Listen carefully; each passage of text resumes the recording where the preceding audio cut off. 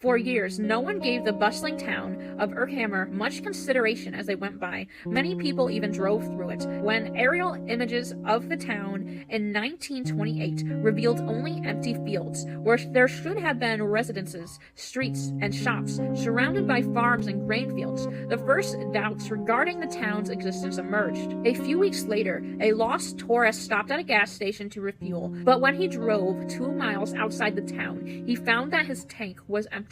He turned around and walked back to demand a refund from the cunning gas station, though the town continued to be ahead of him, no matter how far he traveled. Fortunately, another driver picked him up after a few hours and filled up his car with fuel, but the man had been thoroughly frightened and needed a lengthy stay in a psychiatric hospital. Both of these stories were published in a 1928 issue of a real city's newspaper, Davenport, Iowa.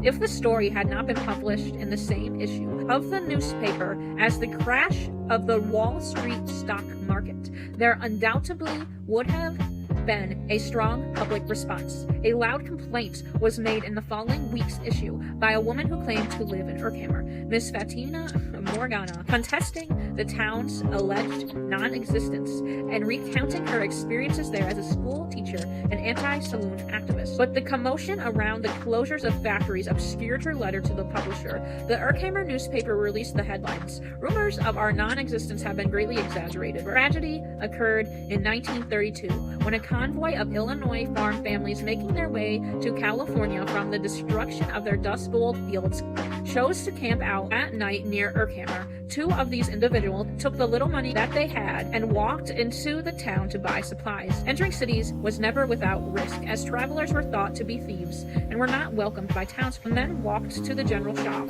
stopping briefly to check the gas prices at the outside pumps before going in. They were shocked, discovering they couldn't climb the stairs leading to the store, with their feet reportedly passing through the bottom step like a cloud. They attempted again using a nearby old board, convinced that this was some sort of scheme to keep outsiders from purchasing at the business, though they were unable to walk on the board as well. Fearful, the men fled back to their camp to tell the others what they had seen. They were accused of wasting their hard-earned funds on alcohol rather than beans and bacon. They were able to show they still had the money, urging the others to try. A dozen armed men returned to the general store, witnessing the same unsettling experience. The group promptly put out their fires and left, but word of the incident spread, and soon a group of state police were called to look into the situation. They went to the Urkhammer sheriff's office.